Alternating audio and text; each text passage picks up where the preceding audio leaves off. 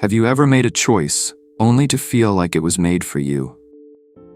You stood at the crossroads. You weighed your options, consulted friends, maybe even made a pros and cons list. And yet, months or years later, as you reflect on the consequences of that decision, a quiet doubt emerges. Was I really in control, or did something deeper within, an old pattern, a forgotten wound, a hidden desire, choose for me? We live in a culture obsessed with conscious control. From motivational slogans to corporate vision boards, from productivity apps to life coaches, the dominant narrative tells us that we are the sole authors of our destiny. That free will is our birthright. That if we want something badly enough and work hard enough, we can bend the arc of life to our will. And yet, how often does reality play out differently? You plan for success, but end up sabotaging it. You swear never to repeat past mistakes, but find yourself walking the same familiar terrain.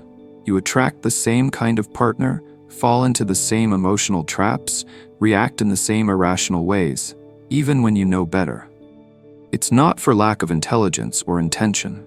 Something underneath the surface is at play, something with its own logic and agenda. Carl Jung spoke of this phenomenon with piercing clarity. Until you make the unconscious conscious, it will direct your life, and you will call it fate. That sentence dismantles the illusion. It suggests that much of what we attribute to destiny, accident, or even our own rational decision-making is, in truth, the expression of unconscious patterns. We are not as autonomous as we like to believe. In fact, the ego, the part of the mind that identifies as I, is just the visible tip of a vast psychological iceberg.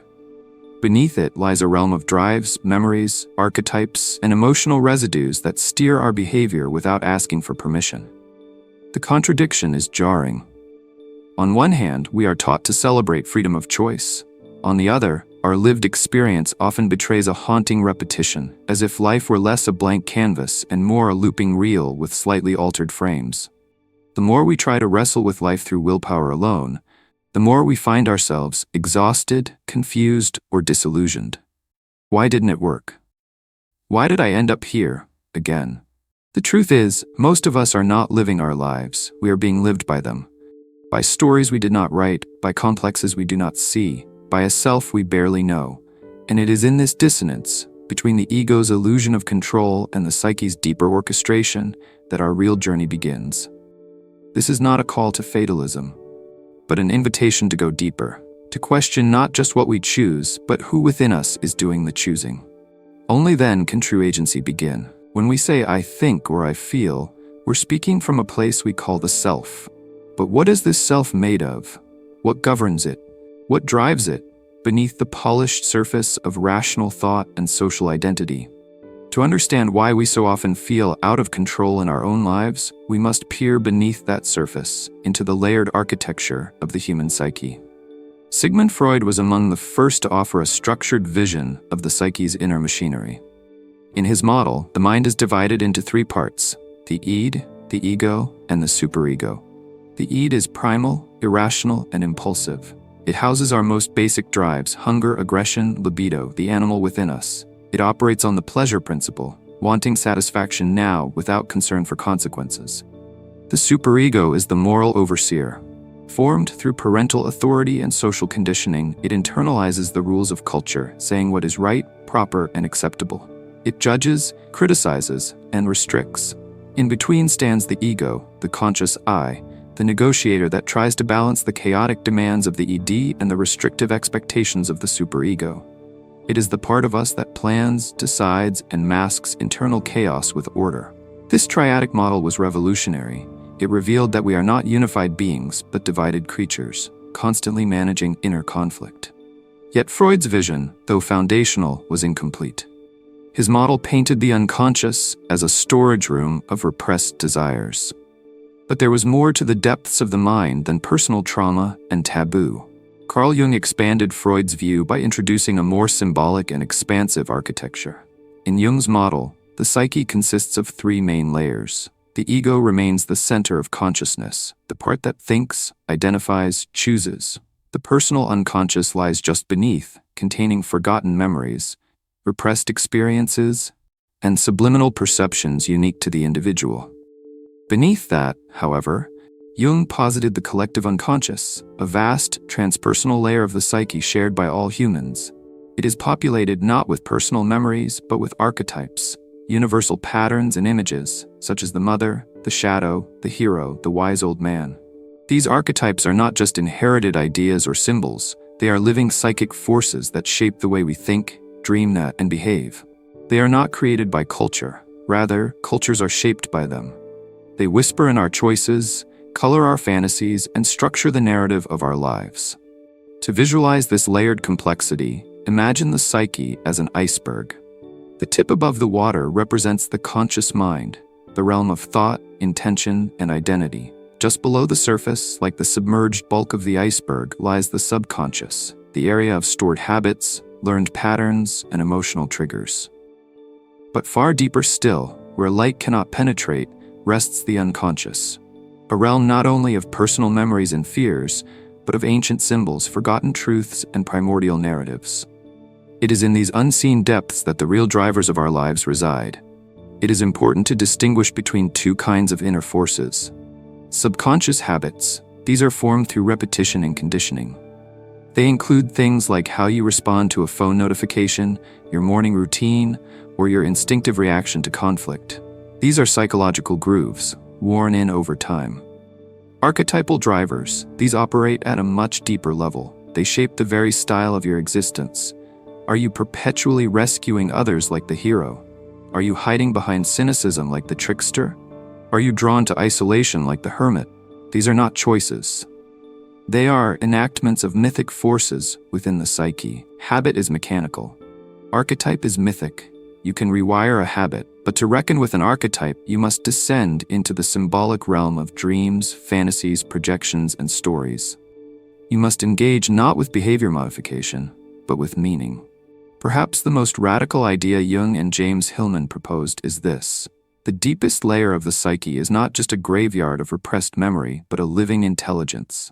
It is a creative, autonomous realm with its own purpose, a soul with its own agenda. It seeks not comfort, but wholeness. It does not care whether the ego is pleased or successful. It cares whether the self is integrated. This deeper layer reveals itself through dreams, synchronicities, slips of the tongue, intense emotions, and life patterns that feel strangely fated. It cannot be commanded, only encountered. And often, it leads us into darkness before it leads us into light. To interact with this layer is not merely to examine one's past, but to engage with something sacred, the mystery at the core of being. A force that has been called many names, the unconscious, the soul, the demon, the inner guide. It is this force, not our conscious intention, that so often steers the course of our lives. And until we learn to recognize its language and face its truths, we will remain passengers in a journey we falsely believe we are driving. Beneath the surface of ordinary life, something ancient stirs. It pulses through our desires, choices, conflicts, and longings, not as random chaos, but as the choreography of deep patterns. These are not learned behaviors.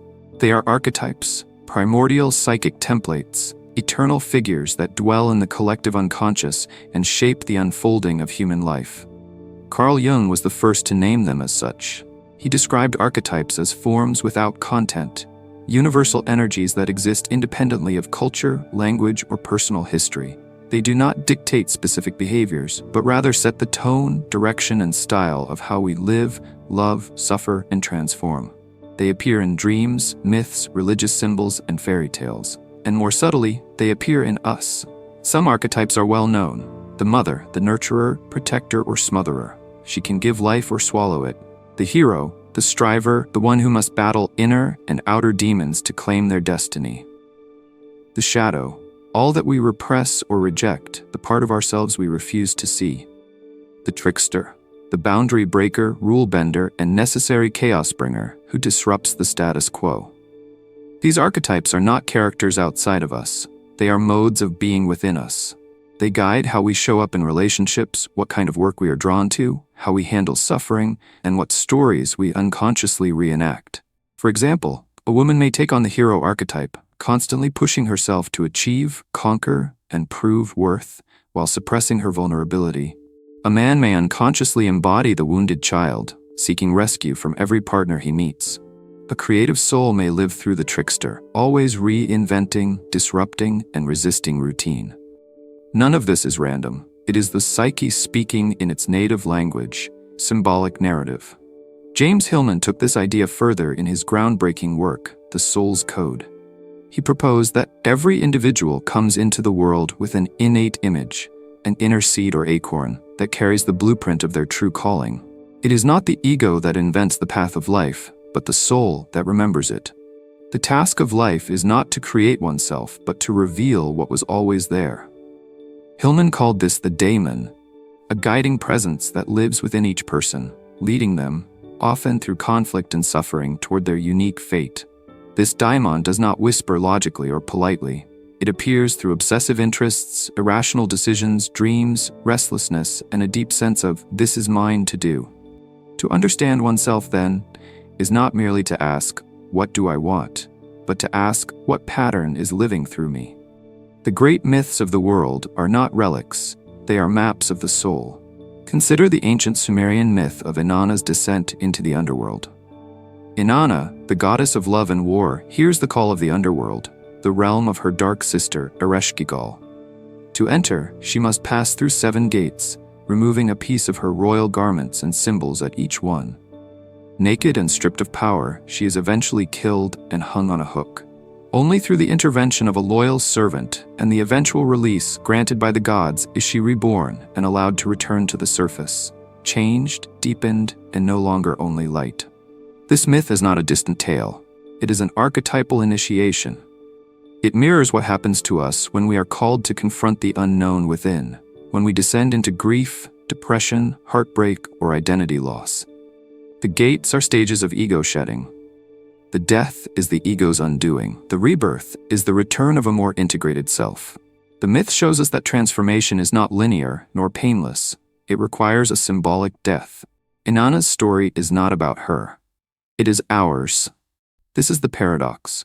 We often think of fate as something done to us, a force outside our control.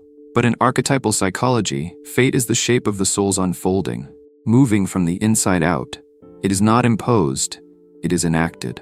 We live out patterns because they belong to us. Understanding these patterns is not about escaping them. It's about entering into conscious relationship with them. When we name the archetype, we gain perspective. When we observe its pull, we are no longer entirely possessed by it. And when we collaborate with it, rather than resist, we begin to live with depth, meaning, and alignment. This is not a moral path, nor a rational one. It is mythic, it is soulful, it is uniquely yours. You are not a blank slate, nor a machine of pure logic. You are a story in motion, shaped by invisible forces, animated by ancient images, and guided by a code that only your soul can interpret. To understand that is to stop asking, "How do I control my life?" and begin asking, "What is it that wants to live through me?" That is the beginning of true freedom. You walk into a room and feel instantly uneasy.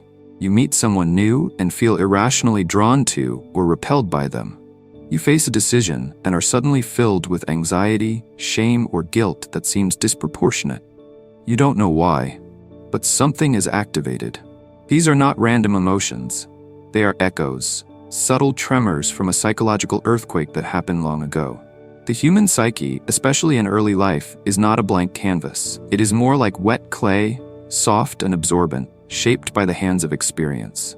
And many of those early hands leave imprints we don't remember, but never quite outgrow.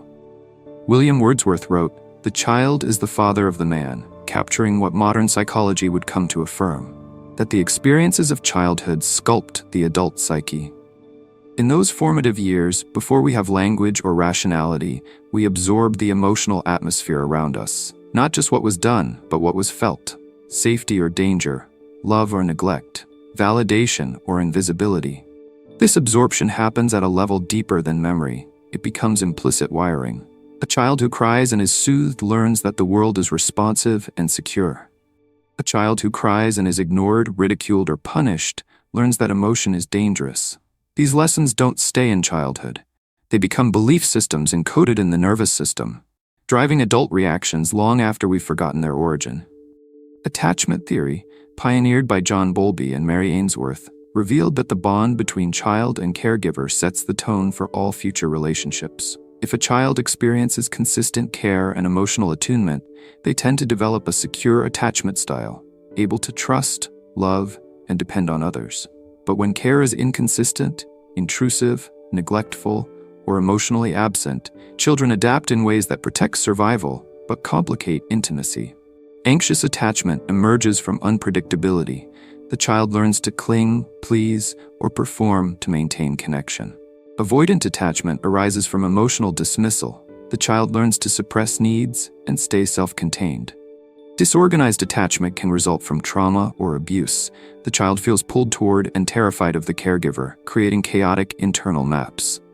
As adults, these patterns play out in our relationships. We may chase partners who abandon us, push away those who get too close, sabotage stability because it feels unfamiliar. No matter how much self-help we read or how rational our intentions, the subconscious blueprint quietly asserts itself. It is not logic that chooses who we love, it is memory. The concept of the inner child bridges developmental psychology and depth work. It refers not just to a metaphor, but to a living psychic presence, the part of you that still carries the emotional experience of being young, vulnerable, and dependent. When you feel irrational fear, intense shame, or helpless rage, it is often this inner child responding, not the adult self. The problem is not that the child is there, the problem is that we have disowned them. Left in the dark, this part of us acts out, seeks attention, or manipulates. It becomes the unseen author of our behavior. Healing begins when we stop treating these reactions as flaws to fix and start seeing them as communications from within. The inner child doesn't need punishment, it needs recognition. Freud saw childhood not just as a time of innocence, but as the birthplace of conflict.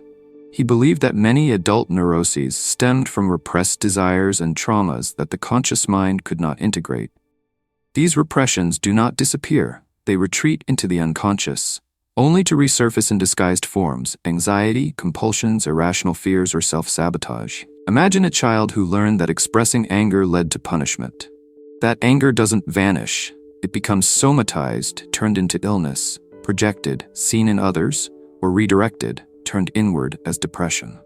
Freud called this the return of the repressed. What is not faced, returns. And what returns controls. In this light, our adult struggles are not always about present problems. They are attempts to resolve old wounds. We keep reenacting scenarios in the hope of a different outcome, as if some part of us believes, this time I'll finally be loved, or this time I won't be abandoned. Consider someone who repeatedly enters relationships with emotionally unavailable partners. They know it ends in pain. They promise themselves they'll break the pattern, but somehow each time they find themselves with someone who can't or won't meet them emotionally. This is not stupidity or masochism. It is a subconscious attempt to recreate the original emotional template, often one set by a parent, and finally master it. The logic is, if I can get love from someone like them, it means I'm finally enough. But this effort to repair the past through the present often leads to more wounding. These patterns are not accidents. They are scripts written long ago, not by the adult you, but by the child you once were, trying to make sense of the world. These scripts were adaptive at the time, but now operate from the shadows. Until they are brought to light, they will continue to steer your life, shaping your choices, your fears, your very sense of identity. You do not control your life, not until you meet the parts of you that were once unseen, unheard, and unloved. To rewrite the script, you must find the hidden author and offer them what they never received: compassion, safety, and truth. Only then can the adult and the child walk forward together. We often treat the unconscious as a repository, a vault of forgotten memories, suppressed emotions, and unprocessed traumas. But to reduce it to mere storage is to miss its true nature. The unconscious is not passive. It is a living storyteller, weaving together fragments of our inner life into symbols, images, and dreams. It creates not chaos, but myth, stories that seek to make sense of what the ego cannot comprehend. In Jungian psychology, the unconscious is teleological, meaning it moves with purpose. It doesn't just reflect the past, it orients us towards something essential: wholeness. But it does so not through logical instructions, but through symbols, archetypes, and synchronicity, the meaningful coincidences that hint at hidden order. Take dreams, for instance. A dream is not just mental noise. It is the psyche's way of balancing the one-sidedness of waking life. If the ego becomes inflated, the unconscious might send a humbling image. If we're ignoring grief, it might offer a symbolic death. If we're split between desire and duty, the dream might reveal the soul's deeper preference. In this way, the unconscious functions like an internal mythologist, always crafting stories to reflect, challenge, and heal us. These symbols are not invented. They are discovered within. Jung noted that symbols emerge when there is something the ego cannot solve. They offer a bridge between conscious awareness and unconscious content, an image that must be felt and interpreted, not merely understood. This brings us to one of Jung's most important contributions, the process of individuation. Individuation is the soul's journey toward integration, not perfection, but wholeness. It involves reconciling opposites, light and shadow, masculine and feminine, persona and true self. It is a lifelong unfolding in which the unconscious reveals what is missing, hidden, or disowned, not to punish us, but to complete us. Yet the ego resists this journey. It has its own goals: success, stability, recognition. These are not bad in themselves, but they are often at odds with the deeper agenda of the psyche. The ego seeks comfort, the unconscious seeks growth, and growth often requires dissent, conflict, and surrender. This is why life can feel like a tug of war between what we think we want and what life actually gives us. And so we must ask, what if our suffering, our confusion, our recurring struggles are not signs of failure, but myths in progress? What if the unconscious is not sabotaging us, but inviting us to a deeper story? One that aligns not just with who we are, but who we are meant to become. To listen to the unconscious is to listen to the myth you're already living, and to begin the task of living it consciously. If the unconscious truly drives our lives, then the question becomes, can we meet it? Can we make contact with this hidden self, the one shaping our choices behind the curtain? The answer is yes, but not through force or logic. The deep self does not respond to control. It reveals itself through symbols, images, feelings, and the body. To meet it, we must approach with curiosity, humility, and above all, willingness to feel. 1. Dream analysis. Dreams are the royal road to the unconscious. Every night, the psyche speaks in symbols, not to confuse, but to communicate.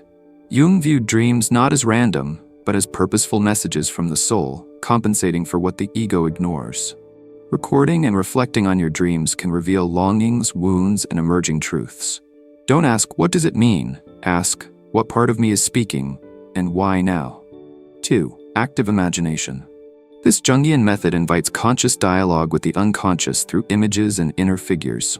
Sit with a dream image, a memory, or an emotion, and let it speak. Visualize it, interact with it, write its story. You may meet your shadow, an inner child, or a wise guide. This is not fantasy, it is inner reality made visible. 3. Shadow work and projection tracking. We project disowned parts of ourselves onto others, the anger we suppress, the power we envy, the softness we reject. By noticing strong emotional reactions to people, we can trace the projections back to the source, the shadow. Instead of blaming or idolizing others, we ask, what is this revealing about me? 4. Somatic practices. The body remembers what the mind forgets. Trauma and emotional imprint are often stored in muscle, breath, and posture. Somatic work, such as breath work, movement therapy, or trauma-informed body scans, helps surface what words cannot. Sometimes shaking, crying, or trembling isn't dysfunction. It's the psyche releasing what has been trapped. As you go deeper, you may feel less in control. That's part of the transformation. The goal is not to dominate the psyche, but to be in dialogue with it. You are not fixing a machine. You are learning to listen to a living soul.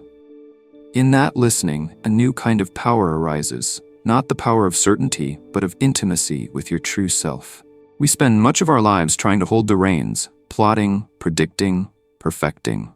The modern psyche has been taught that mastery means control over our time, our emotions, our goals, even our spiritual growth. But what if this relentless grip is precisely what keeps us disconnected from our deepest truth? The deeper layers of the psyche do not operate like machines. They function more like mythic ecosystems, organic, symbolic, and wildly intelligent.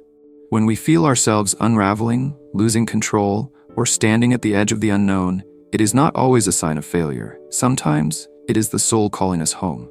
To surrender to the unconscious is not to collapse into chaos. It is to recognize that beneath our carefully curated lives, there is a deeper rhythm, one that does not answer to the ego's agenda, but to the psyche's longing for wholeness. What we call loss of control may actually be alignment with inner necessity, the moment when the self begins to steer and the ego learns to follow. This is the shift from domination to participation. James Hillman captured it well when he wrote, "We are lived by powers we pretend to understand. We are not the sole authors of our lives. We are co-writers, collaborating with forces within us that are ancient, mysterious, and wise. These are not enemies to be conquered, but intelligences to be consulted." Dreams, emotions, synchronicities, and patterns of fate all become sacred texts in this inner dialogue. This is what Hillman called fate as participation. Fate is no longer the iron chain dragging us through life, nor the whimsical randomness of luck. It becomes a symbolic path, an unfolding story in which we are both character and co-creator. The question shifts from, how do I get what I want, to what wants to come through me? In this space, healing begins not with effort, but with reception. Not with pushing forward, but with listening inward. When we stop demanding answers and start honoring the mystery, the psyche responds, not always with clarity, but with authenticity. Wholeness is not the product of control. It is the fruit of connection. So let us end not with a plan, but with an invitation. Let go of being the puppet master. Surrender to the myth already unfolding within you. Let the unconscious be your compass, your companion, your co-creator, because the deepest truths are not made, they are remembered, and they wait patiently in the stillness beneath all your striving.